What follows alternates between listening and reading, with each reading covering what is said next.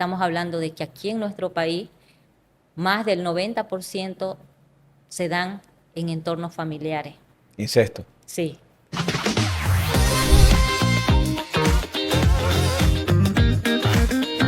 Bienvenidos a un nuevo episodio de Un Café con Eduardo.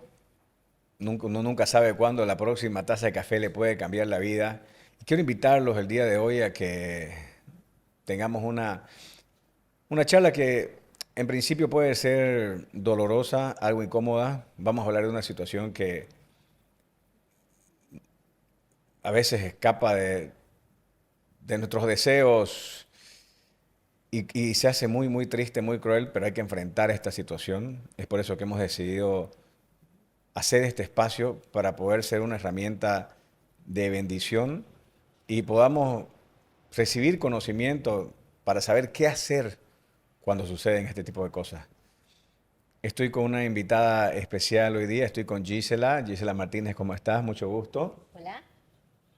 Bienvenida a Un Café con Eduardo. Ella es de la Fundación Alquimia y ellos se dedican a brindar asistencia a las personas que han sufrido violencia sexual. Sé que el tema es delicado. La idea es que hoy día podamos abrir este espacio para que la gente pueda recibir ayuda en caso de que necesite y que podamos hablar lo más abiertamente posible para tratar de llegar, porque sé que a veces es muy incómodo, ¿no? Y da miedo. Es decir, a veces simplemente la gente se calla porque es tanto el sufrimiento, es tanto el dolor, es tanta la molestia que no pueden expresarlo, que no pueden sacarlo. Así que te agradezco mucho por venir hoy día, Gisela. A ti las gracias. Quiero recomendarte, como siempre, que visites Florencia, un lugar de mucha paz, un lugar de mucha tranquilidad, donde vas a encontrar el lugar perfecto para disfrutar de todo lo que tiene Santa Cruz, con su vegetación, con su aire puro, con todo lo bello que es nuestro departamento, pero donde hay una organización que está haciendo las cosas espectaculares y vas a tener una posibilidad de inversión tremenda. Te animo a que aproveches todas las oportunidades que te ofrece Florencia para que puedas visitar este lugar y puedas comprobar con tus propios ojos lo que es Florencia Brujo. ¿Qué hacer, Gisela, ante, ante una violación? Bueno, más que todo, eh, abrirnos, abrirnos como familia para poder sostener a un niño, a una niña, a un adolescente, pues una mujer también, un varón, ¿no? Eh, abrirnos con todo nuestro ser, porque no es fácil acompañar a un sobreviviente de abuso sexual, porque si bien el niño, la niña o el adolescente está pasando por esta situación, es muy importante que la familia también reciba acompañamiento porque son los que van a sostener. La familia es primordial para poder acompañar todo este proceso. Ya, ya, esto cuando toca una familia trae mucha implicancia. Entonces, poder estar de pie para sostener como padre, como madre, como hermano. En muchas ocasiones a nosotros nos ha tocado que los estudiantes, tus compañeros te acompañen, porque a veces los papás no están, ¿no? Y eso pasa mucho cuando esto es en el entorno familiar. Estamos hablando de que aquí en nuestro país más del 90% se dan en entornos familiares. Incesto. Sí, y el incesto es de ya tiene un efecto devastador sobre el sobreviviente, porque el incesto, al ser perpetrado dentro del hogar, algo que toca es la inocencia. Y un niño no tiene la capacidad de poder ver la maldad. Su cuerpito, lo único que en ese momento puede experimentar es que se mezquina porque hay algo incómodo que le está pasando con un toque, con un acercamiento. Entonces, muchas veces por eso el niño se queda callado. Entonces nosotros como adultos tenemos que estar vigilantes, observar, enseñarle a nuestros niños desde muy pequeño el respeto por tu cuerpito. Entonces hay que cuidarlo. Nosotros como papás tenemos una gran labor. ¿Cuál sería una forma adecuada para poder enseñarle a un niño para que... ¿Y desde qué edad, digamos, se puede hacer esto? Algo primordial que tenemos que hacer con los niños es enseñarle con qué se siente cómodo y con qué se siente incómodo. Porque si nosotros como papás le decimos, ponete esto, yo le estoy imponiendo. Y hay algo, ¿no? El adulto es tu autoridad, vos tenés que hacer caso. Y muchas veces ese adulto es el que te está violentando. Entonces hay que enseñarle que cuando el niño, por decir, si un niño te dice, yo no me quiero poner este zapato, ¿cuál te quieres poner? Yo le doy opción, ¿por qué no te quieres poner? Entonces hay que abrir ese diálogo para que el niño pueda saber y pueda expresar su incomodidad. A veces no estamos dando ese tiempo de poder, O sea, ayuda que el niño vaya entrando en seguridad y en confianza el hecho de que desde que él pueda elegir su propia ropa. sí, pero siempre por decirte, al niño hay que darle autonomía. El niño tiene que aprender a tomar sus decisiones, ¿no? Desde el respeto. Entonces a un niño por decir, yo no me quiero poner esto. ¿Y qué quieres poner? Yo lo estoy respetando. Entonces, mamá, me quiero poner esto. A veces puede ser simplemente que la etiqueta le está molestando, pero a veces nosotros, no, te pones eso porque te pones, pero no le estamos dando esa oportunidad de que él exprese. ¿Por qué no te querés poner eso? Entonces, muchas veces el niño a veces, mamá, te quiero decir algo. Y a veces pasa, ¿no? Lo que pasa es que mi tío ¿cómo vas a hablar así para tu tío? Él no puede hacer eso. Entonces, el niño tiene la confianza para ir a un adulto desde estas cosas pequeñas. Entonces, siempre hablar con respeto, respetar a ese niño. Eso abre muchas posibilidades para que el niño te busque. El niño siempre va a buscar a su figura de afecto, pero a veces nosotros como papás estamos en muchas cosas. ¿Cuál sería un indicador en el caso de que un niño no se anime a decir, ¿hay algún comportamiento típico que pueda tener un niño cuando ha sufrido violencia sexual? ¿Hay alguna característica? Bueno, no en todos los casos se da, pero entonces hay que estar, como les dije, alerta. Un niño que es muy alegre y de pronto él deja de ser alegre, deja de compartir, está en un rinconcito. Entonces ahí los maestros, los papás, tenemos que observar. Es muy importante observar. Si tú observas a tu hijo, puedes ver cuando su rostro se pone rígido, cuando su rostro ha perdido ya la felicidad, la alegría. Y nos falta mucho observar a nosotros como papás. Observar siempre lo que él está haciendo. Conocer, entrar a su mundo. Él con quién juega. A veces ni siquiera sabemos quiénes son sus amiguitos en el kinder. Y puede ser que los amiguitos ya él se haya separado de sus amiguitos, pero cuando no observamos, no sabemos esas cosas tan primordiales para nosotros como papás. ¿Qué se tendría que hacer en caso de que se sospeche, digamos, una violencia sexual? Lo primero que tenemos, si el niño acude a un adulto, el adulto no tiene que hacer más preguntas. Entonces lo que tiene que hacer es protegerlo. Si el agresor está dentro de ese entorno, es sacarlo de ahí al niño. Después, colocar una denuncia. Muchas veces lo que hacemos es, ¿y por qué no dijiste antes? Ahí, sobre ese cuerpito ponemos culpa. Entonces, no, lo abrazamos, le decimos, qué valiente que fuiste, porque no es fácil abrir estos secretos. Entonces lo abrazamos y le decimos que todo va a estar bien, que yo estoy aquí para ti. El primer paso es no ponerle ninguna carga extra. Sí, Abrazarlo, darle amor y felicitarlo por haber tenido la valentía de haber contado algo. sí, Aislarlo del agresor, del si el agresor agresor está en el y entorno. sentar una denuncia. Eso sería el mecanismo más oportuno. Sí, uno acude a la defensoría y en la defensoría ya te muestran los siguientes pasos. Lo importante es sentar la denuncia. La denuncia es el inicio de la sanidad. La denuncia Es es el el inicio inicio de la sanidad. de la... ¿Por Porque qué? estás dando voz a lo que él está diciendo. No es lo más importante. Muchas veces, por seguir una causa, nos olvidamos de lo primordial, que es acompañar y lo que está viviendo ese niño o esa niña. Lo he visto en muchas ocasiones. Como fundación, ¿ustedes qué hacen?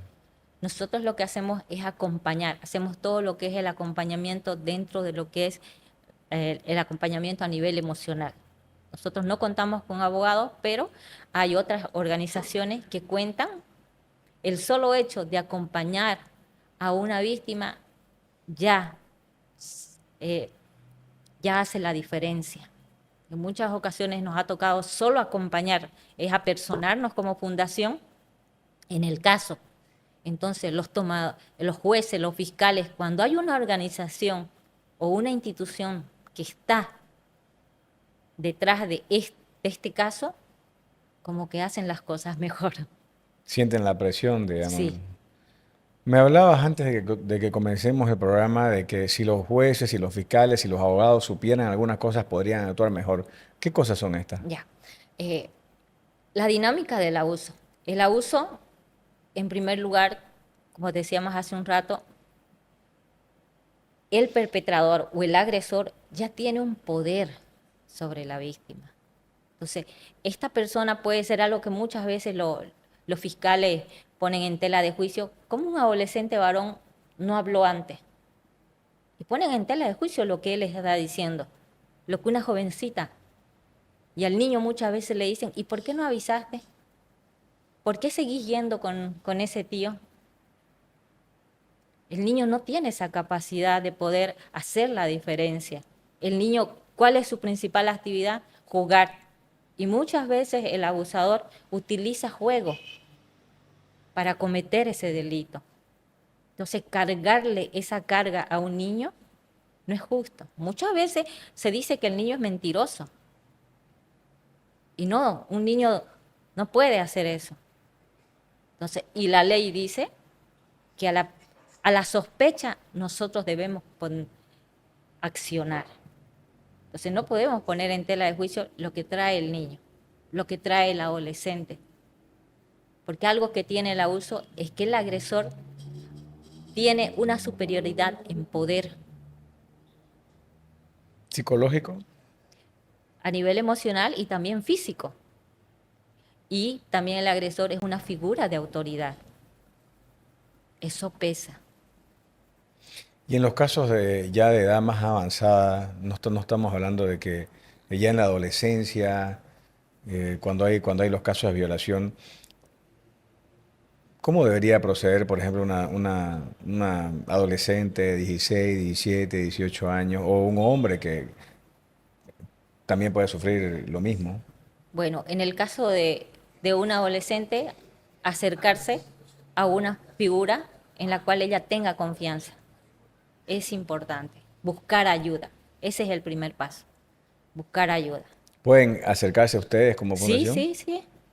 Pueden apersonarse. Nosotros tenemos nuestra página en el Facebook. Entonces, buscar ayuda es importante. Esto no va a pasar si yo no quiero hablar de eso. Esto no va a pasar si nosotros hacemos algunas cosas para poder de alguna manera acallar esto. Esto siempre va a estar ahí. ¿Por qué? Porque nuestra biología lo va a traer, lo va a traer. Muchos pacientes que he atendido no vienen por el mismo abuso, han venido por una crisis de pánico, pero en el proceso terapéutico ha aparecido este abuso. Y el poder comprender lo que le está sucediendo a mi cuerpo, el poder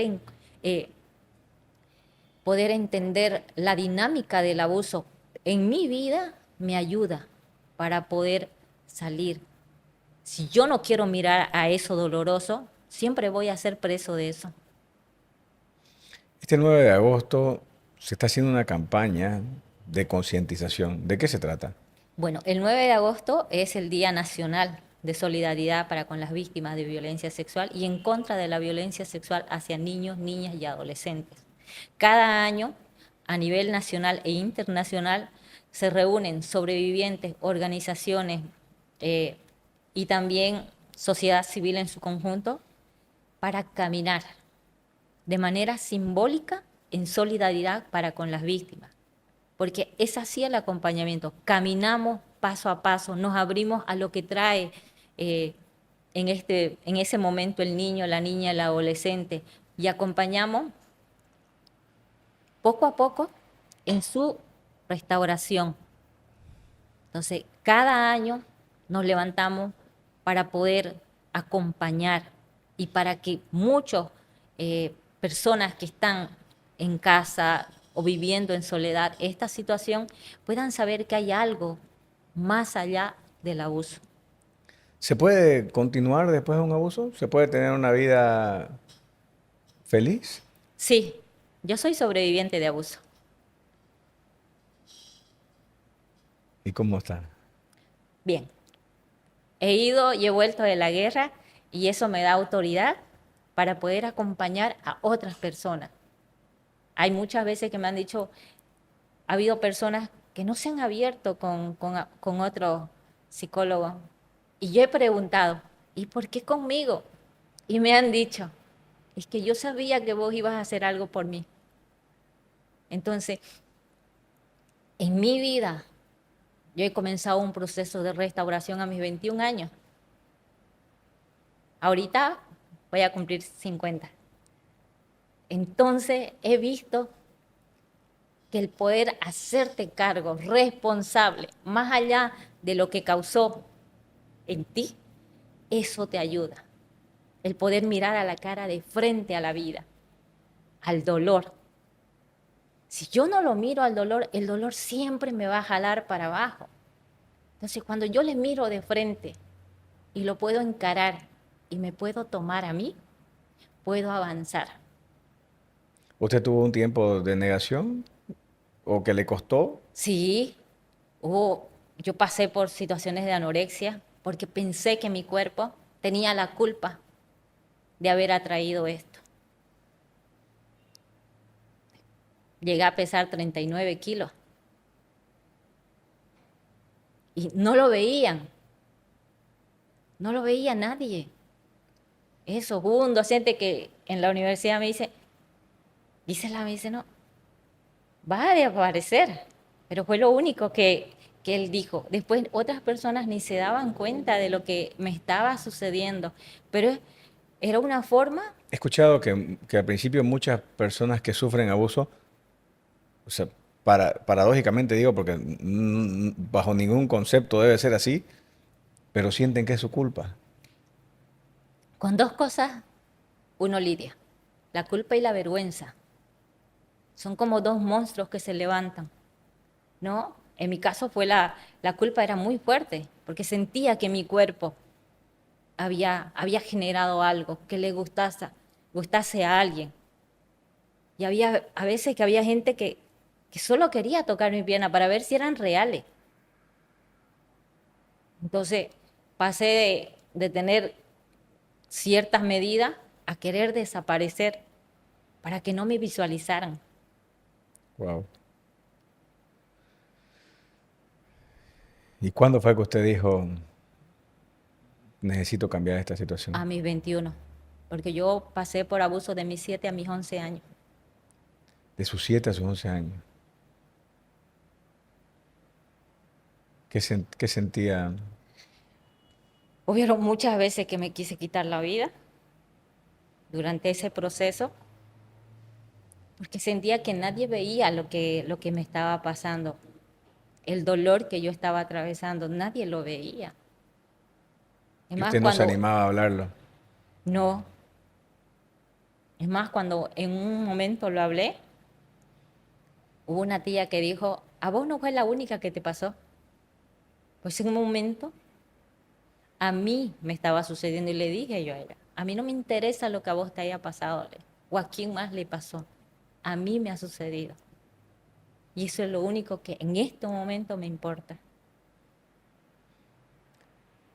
Y desde sus 7 hasta sus 11 años que usted sufrió este abuso, durante su adolescencia, ¿usted pudo, digamos, desarrollar relaciones normales con otro chico? ¿Le afectó, digamos, noviazgos, cortejos, relaciones? ¿O lo veía, o ya había un sentir diferente para usted, producto de este caso, digamos? No fue tan fuerte durante la adolescencia, donde yo sentí que sí tuvo un gran impacto.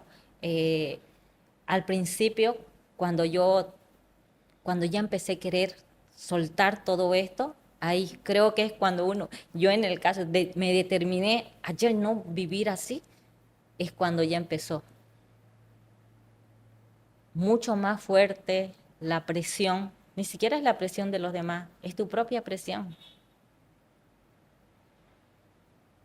Ahí comenzó más fuerte, con mi primera relación sexual. ¿Qué sucedió? Ah, empecé a sentir que, que me equivocaba, que, que eso no era para mí, sentía que no estaba preparada y que entré ahí por querer ser como los demás, porque hasta ese momento sentía que no era igual. Entonces quise parecerme a los demás, pero me hice mucho daño, me hice mucho daño. Después lo comprendí, que no tenía que hacer lo que los demás hacían, sino lo que yo estaba sintiendo y quería hacer en ese momento. Y ahí empezó mi camino, acompañarme con mucho amor. Me recuerdo que a los 21 años yo inicié un proceso de transformación en mi vida. ¿Cuál fue el primer paso? El primer paso fue que me eligiera. En ese tiempo me habían pedido que me case para formalizar una relación y yo dije no. ¿Por qué me tengo que conformar? Yo más antes había sentido ciertas cosas bonitas por alguien y con esta persona no sentía. Y, y la presión de que has sido la primera persona con la que has tenido relaciones y que tenía que ser ahí, que nadie más te iba a querer.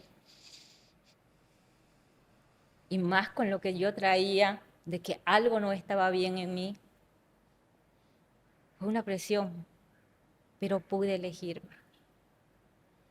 Pude elegirme y eso fue una de las cosas más grandes que pude hacer en la vida. La felicito. Quiero felicitarla por tener la valentía de haberlo hecho y por hoy de dar testimonio para que mucha gente sepa de que se puede y también que nos pueda indicar un poco cómo puede hacer alguien que está viviendo su situación en este momento. Primero, decirte que no es tu culpa, que la persona que decidió hacerte daño es el responsable y de que tú, a pesar de todo lo que estás viviendo en este momento, hay una vida esperando por ti. Hay más. Y que como fundación podemos acompañarte en ese proceso. Hay mucho más en la vida. Usted se acepta, decide que tiene que cambiar, que no merece seguir sufriendo. Se estaba prácticamente autodestruyendo porque quería destruir su cuerpo, que era en teoría El el causante. causante, digamos. ¿Y qué es lo que le va devolviendo las ganas de vivir, la esperanza? No solo en el abuso, sino esa capacidad de poder elegirte, porque el dolor más grande que experimenta un ser humano es cuando eliges al otro en vez de a ti. Eso es un dolor desgarrador. Entonces cada vez, porque te toca elegirte, en cada momento de la vida te toca elegirte. Entonces ese es un gran desafío para el ser humano. Poder elegirse en todo momento, porque van a haber diferentes cosas que se van a presentar. Y poderte elegir, poderte tomar, poderte abrazar, ya sea con el dolor, con la tristeza, lo que venga. No es malo experimentar dolor, pero si no lo queremos ver, vamos a ser prisionera de eso. Hay que atravesarlo para poder ir a la otra orilla. La elección hacia uno mismo es lo primordial, porque Aceptarse. así, porque cuando tú miras hacia afuera, de alguna manera eres esclavo de eso. Puedo poner mi vida en el dinero, puedo pensar que voy a ser feliz cuando entre preso esta persona. Y se me puede ir la vida entera en eso. Y ahí yo me dejo de lado, me olvido de mí.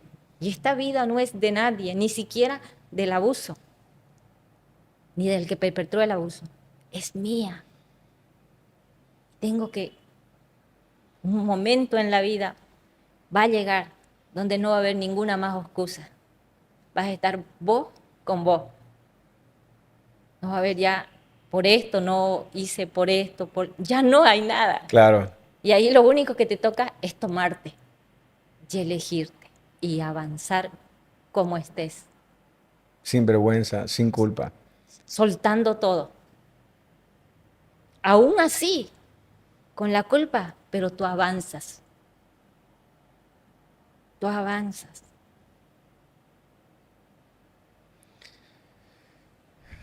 Obviamente nosotros deseáramos que estas cosas no pasen. ¿Qué siente usted que podríamos hacer? Y ya le hablo desde el ordenamiento jurídico, porque o sea, lo primero que nos dice es bueno, el cuidado que hay que tener con los niños, el cuidado, el saber dejarlo tomar sus decisiones, que ellos se comiencen a sentir en confianza, desde que se van a poner, que ellos tengan esa confianza también para venir a decir, que cuando que te están diciendo, saber escucharlo y no echarles más culpa encima.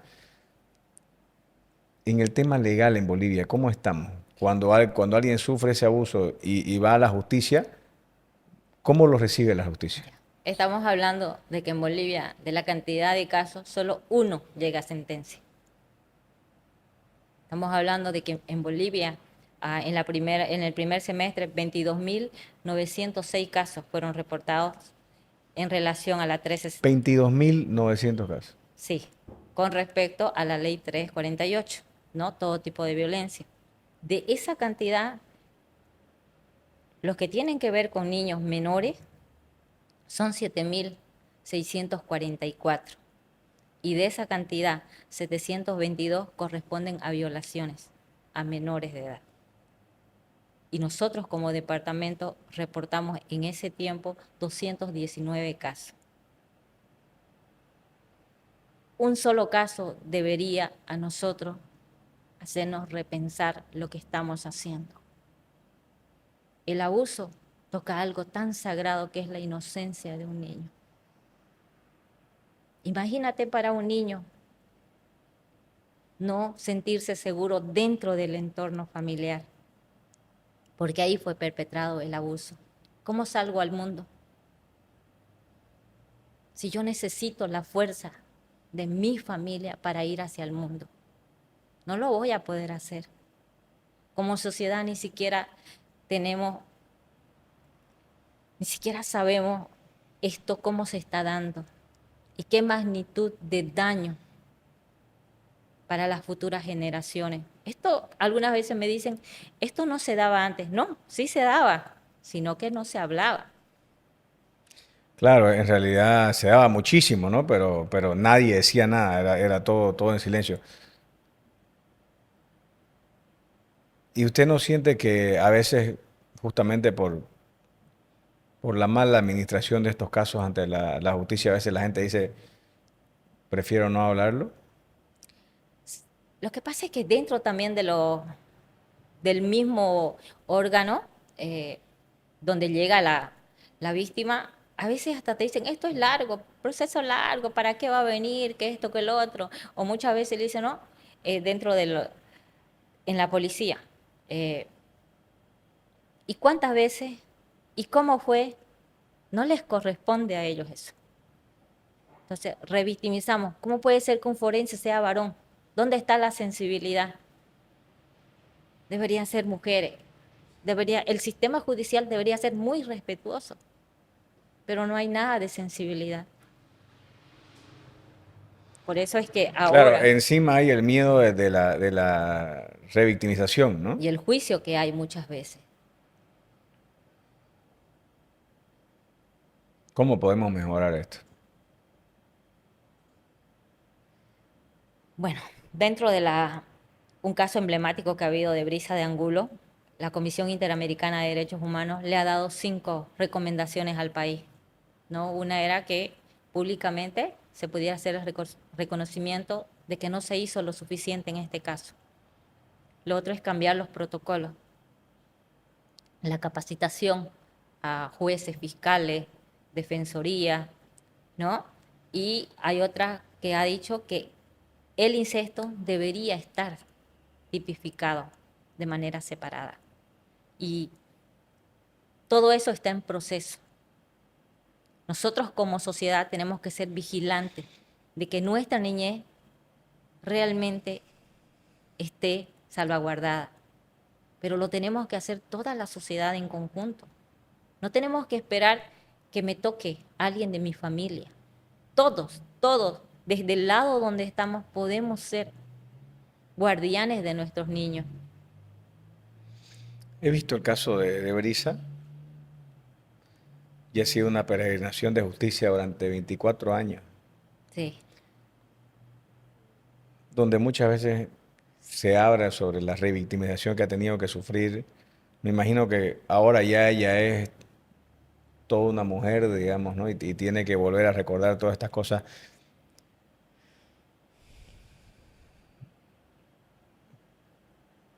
¿Qué la motiva a ella a seguir con esta situación que me imagino que debe ser muy dolorosa para ella? es cambiar el acceso a la justicia para los niños, para las niñas, para los adolescentes y para todo aquel que esté pasando por una situación de violencia sexual. Y Porque se ella está ha abierto avanzando, el ¿no? camino. Ella ha abierto el camino. Gracias a su caso es que Bolivia ha hecho cambio.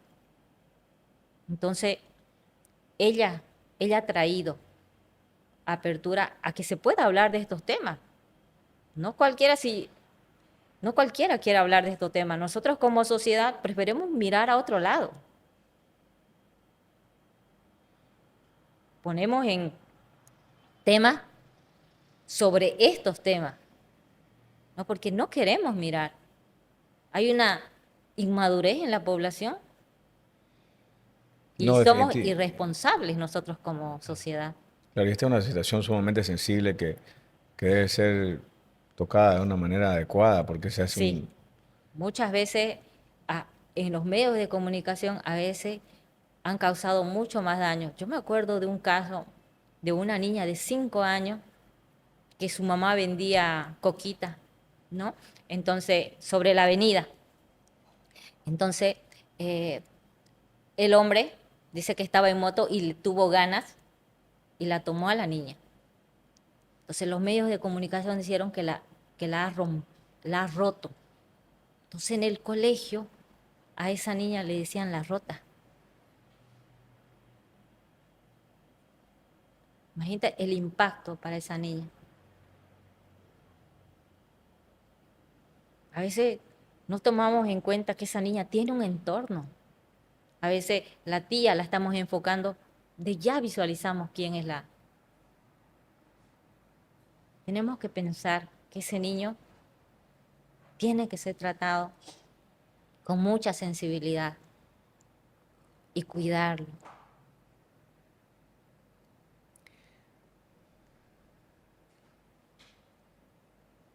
En el caso De los niños, obviamente lo que se busca es, me imagino que proteger su identidad, digamos, ¿no? A toda costa. Claro.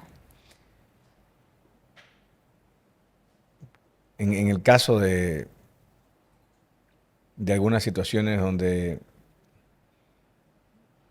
han salido de control estas situaciones, ¿qué se puede hacer, por ejemplo, con esa niña? Porque yo no me imagino lo duro que debe ser para ellas y para nosotros cuando nos ponen cualquier apodo que no tiene nada que ver con algo tan Ujú. íntimo y tan personalísimo, digamos, ¿no? Que de verdad te puede afectar. ¿Qué se puede hacer en esos casos? Con la niña, acompañarla y quitar la culpa. Porque un niño ya carga la culpa de que algo le va a pasar a la familia. Por eso muchas veces no habla. Va a romper la familia. Muchos sobrevivientes cargan en sus espaldas con que se va a romper la familia si yo digo esto. Especialmente cuando es incesto, ¿no? Sí. Entonces, cuando algo se sale de control en el caso de un medio de comunicación, siempre hacerle saber a ese niño que él hizo lo correcto.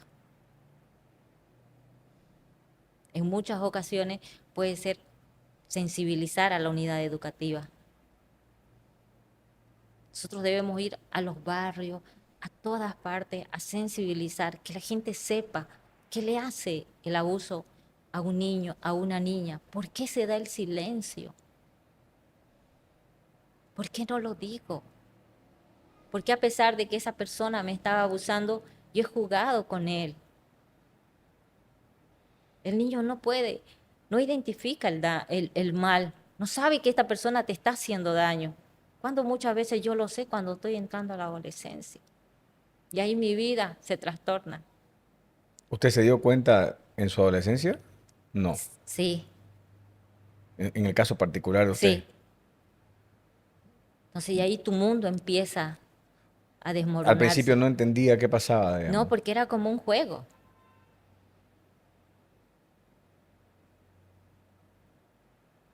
Hay cosas que hace el cuerpo cuando sientes la amenaza, te disocias.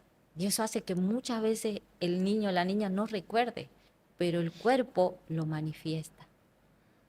Se puede llegar a un nivel tan profundo de que uno no lo recuerda o piensa que no pasó Ah, y sí, luego lo descubre. sí, porque el cuerpo empieza a hablar. ¿De qué Pues, manera? a ver, ¿puedes tú tener crisis de pánico? Estás caminando por la calle y empiezas a querer escapar de ese lugar. Entonces, ¿qué pasó? No sé, y vas a consulta por la crisis de pánico. Pero en el proceso terapéutico descubrimos que fue un borracho que pasó y el olor de ese borracho activó. Entonces, ¿qué pasó? ¿Recuerdas algún episodio? Sí, el colega de mi hermana, en una noche que estaban bebiendo en la casa, él se acercó y ahí empieza a O sea aparecer. que está, digamos, como es tan doloroso, es algo que uno entierra tan adentro que puede enterrarlo tanto al punto de saber que, al punto de pensar que nunca sucedió, Sí, pero tarde o temprano igual termina sí, manifestándolo, digamos. yo le llamo mucho eso, porque se daba también, que es por amor que aparece, porque nadie puede vivir prisionero de tanto dolor. Cuando atiendo a una niña o a un niño, yo les pregunto a los papás si ellos han vivido una situación de abuso. Y en un 85% sí lo han vivido los papás. Y ahí tienen la oportunidad también ellos de sanar.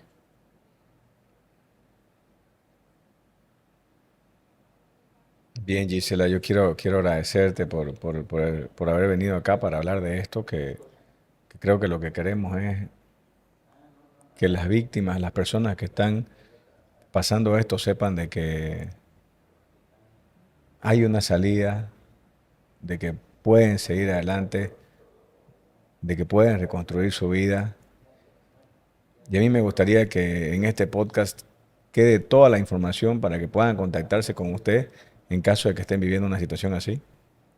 Bueno, la Fundación Alquimia tiene su página en el Facebook, buscan Fundación Alquimia. Nosotros estamos en el tercer anillo interno de la Avenida Alemana, número 731. Se pueden contactar con los números también que aparecen en el Facebook. En el caso mío es el 709 15 7 19. eh, y simplemente decirles que hay algo más después del abuso. Gracias, Gisela. Algo que quizás se quedó ahí que desearas comentar para todas las personas que nos están escuchando.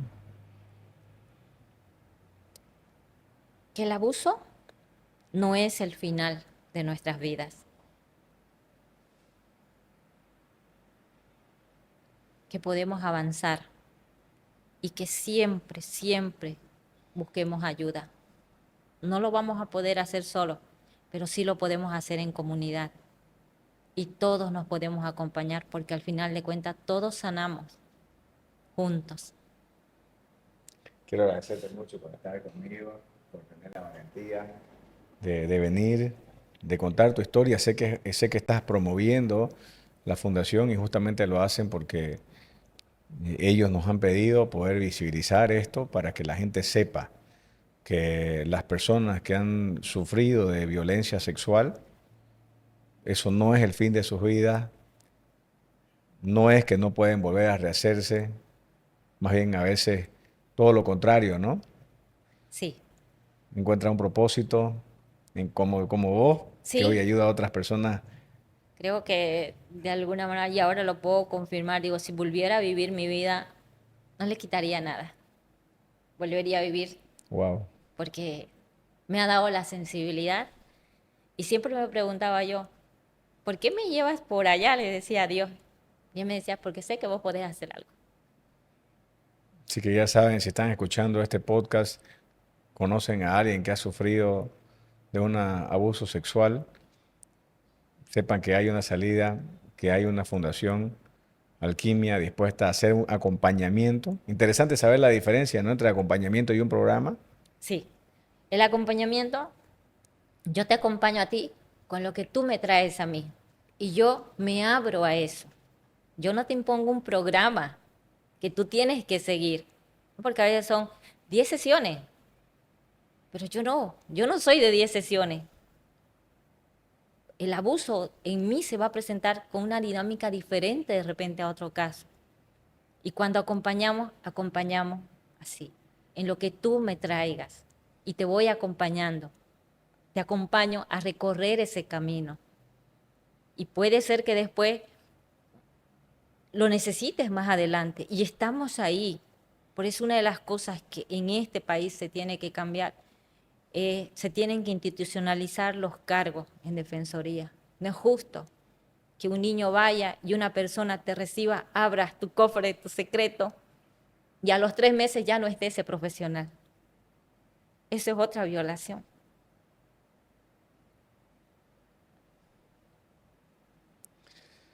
También hacemos un llamado a las autoridades porque estas son situaciones que de verdad son muy sensibles.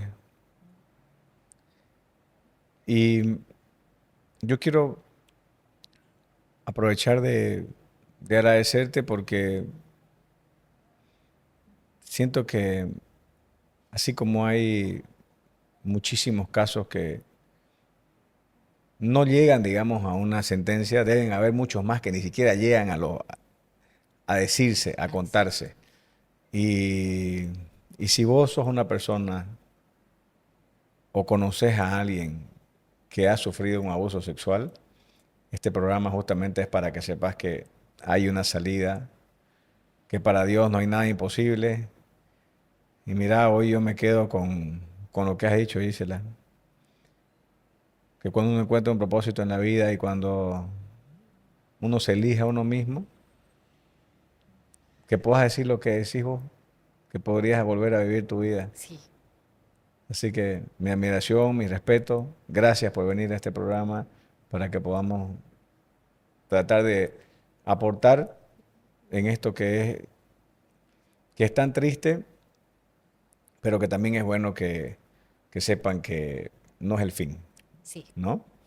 Si querés algo más, tenés todo tuyo el micrófono.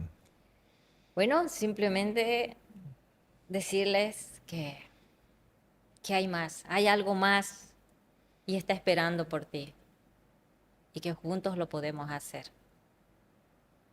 Espero que hayan disfrutado este podcast con Gisela, que está dispuesta a ayudarla. Hay una fundación dispuesta a tratar de estos temas. Agradecerles como siempre que hayan estado con nosotros y agradecer también a Florencia Brugó por darnos la oportunidad de tocar estos temas que son tan importantes. Que Dios los bendiga.